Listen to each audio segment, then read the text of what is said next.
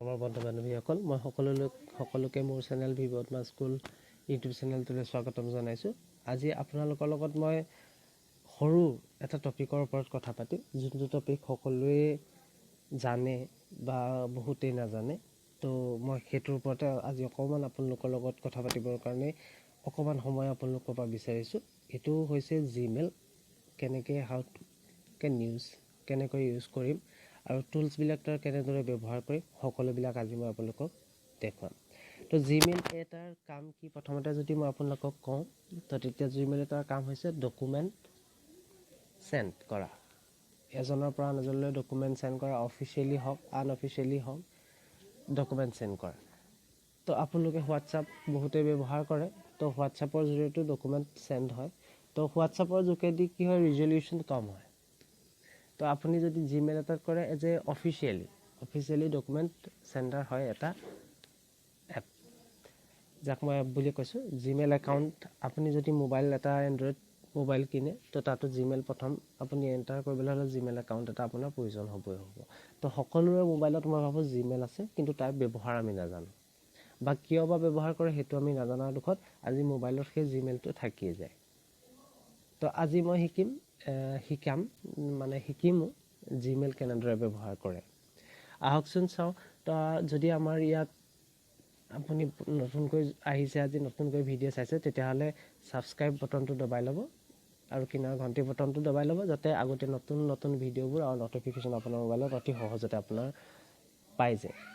আৰু ভিডিঅ'টো যদি ভাল লাগে আপুনি লাইক কৰিব নিশ্চয়কৈ, আৰু যদি আপুনি ভাবে আন লগৰ কোনোবাৰো প্ৰয়োজন আছে, তো তেখেতলৈ শ্বেয়াৰ কৰিব বুলি আশা কৰিলোঁ।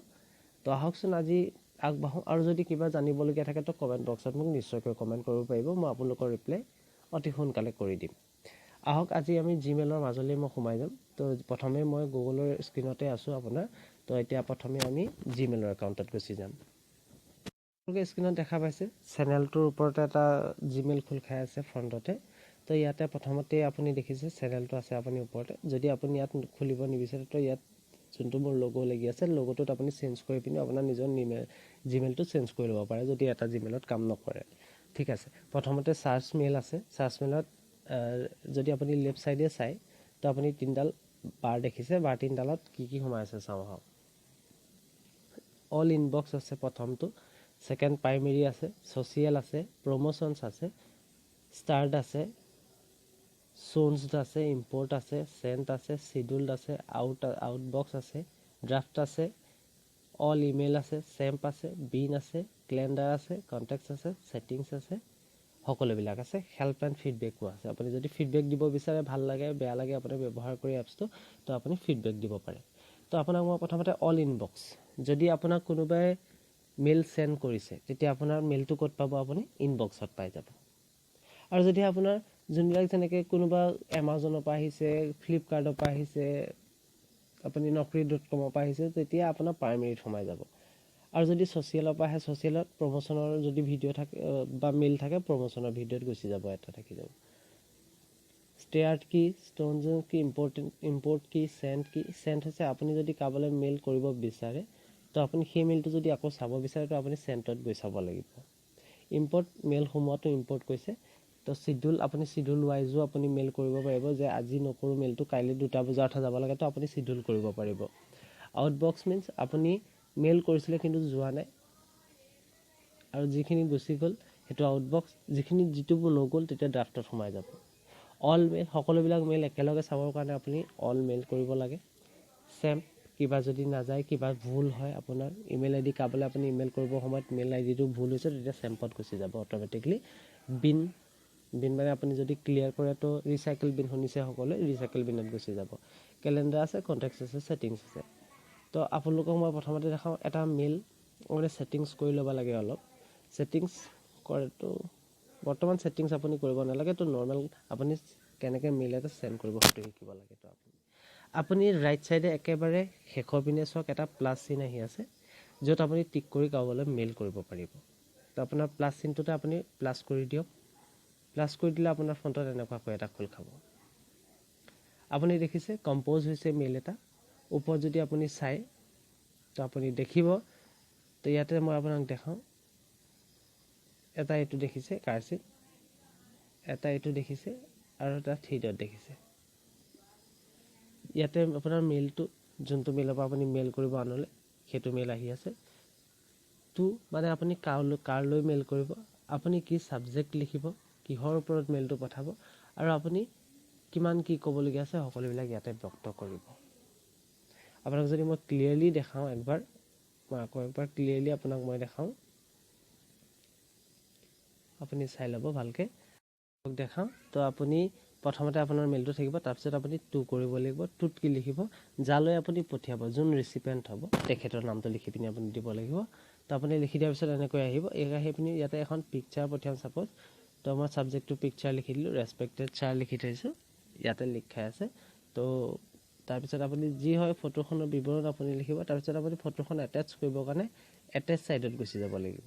এটেচ ছাইডত যেতিয়া গুচি যাব আপুনি এটেচ ফাইল আহিব, এটেচ ফাইল ক্লিক কৰিব। ক্লিক কৰাৰ লগে আপোনাৰ মুখৰ আগতে এনেকুৱাকৈ এখন চাৰ্ট ওলাই যাব বা ফটো ওলাই যাব। তো এখন মই কম্পিউটাৰৰ মই ডকুমেণ্টছেই দিব বিচাৰোঁ বা ডিজিটেল কপি মই এখন ফটোৰে দিব বিচাৰোঁ। তো ফটোখন ইয়াতে এটেচ হৈ গ'ল, আপুনি চাওক যেতিয়া অ'কে কৰিলে এটেচ হৈ গ'ল। এটেচ হৈ যোৱাৰ পিছত আপুনি কাৰ চিনটো নীলা হৈ আছে দেখিছে চেণ্ডটো, তো আপুনি ইয়াতে চেণ্ড কৰি দিয়ক। চেণ্ড কৰি দিলে এটা চেণ্ডিং দেখিছে, তো আপুনি কেঞ্চেল কৰি দিলে কেঞ্চেল হৈ যাব চেণ্ডিং। তো কমপ্লিট যেতিয়া চেণ্ডিং হৈ যাব, চেণ্ডিংটো নাইকিয়া হৈ গুচি যাব, ইয়াতে নাইকিয়া হৈ গ'ল।